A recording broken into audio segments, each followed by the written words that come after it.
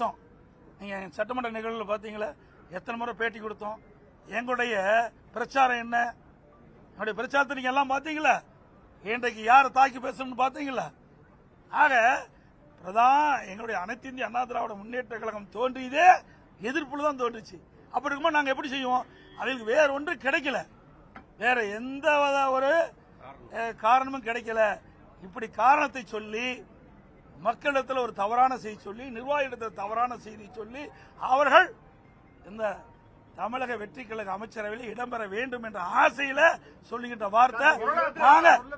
அனைத்து இந்திய அண்ணா திராவிட முன்னேற்ற கழகத்தை பொறுத்த வரைக்கும் யாருடையும் நாங்கள் எங்கள் கூட்டணியை தவிர்த்து வேறு யாரிடமும் பேச்சுவார்த்தை நடத்தவில்லை.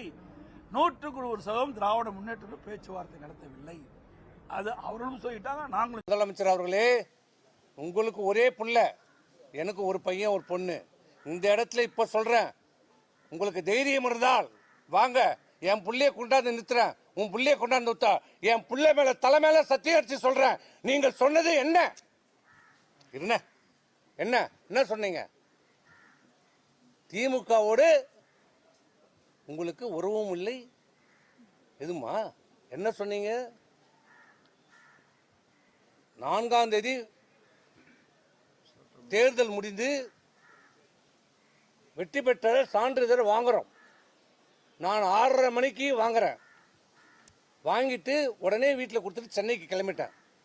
வந்து கொண்டே இருக்கிறேன். ஒரு 7:30 மணி இருக்கும் நான் செங்கல்பேட்டை தாண்டும் போது. யார் என்று பேரெல்லாம் கேட்காதீங்க, அதெல்லாம் கேட்காதீங்க, சொல்ல மாட்டேன். திமுகவிலிருந்து 2 முன்னாள் அமைச்சர்கள் எங்கள் லைனுக்கு வர்றாரு. என்னடா இவங்களுக்கு சம்பந்தமே இல்லையே, நம்ம கூட வராங்க. முதல்ல நம்பர் தெரியாமல் எடுத்துட்டேன். நான் தான் பேசுகிறேன். என்ன பார்த்து நல்ல பதிவை வாங்கிக்கணும் வாங்க.